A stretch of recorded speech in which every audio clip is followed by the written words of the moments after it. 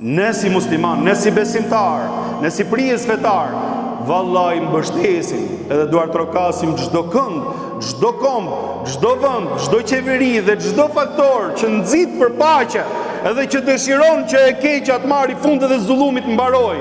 Dhe lutemi gjithmonë siç jemi lutur në xhumat tona. O Zot, sa më parë të mbaroj ai zullum, dhe sa më parë kthehet haku dhe e drejta ke i Zoti, ja Allah. O Zot, mbaroj kjo që po na shohin sytë se është shumë e dhimbshme. Dhe ne me gjithë forcën tonë, si besimtarë, kemi detyrë të paktën me fjalë, ta themi të vërtetën dhe ta mbështesim të vërtetën sa ai që kemi fuqitë tona. Unë lut Allahun xhaleshanuhu që ta kthjelloj mendjen njerëzore sot. Dhe gjithë secili të bëj punën e vet me sa të mundet, që e keqja të mbaroj. Jo vetëm atje, por në çdo konflikt tjetër të mundshëm, po ai konflikt i ka të i kalu çdo përmas më shumë se çdo gjë tjetër që po ndodh sot.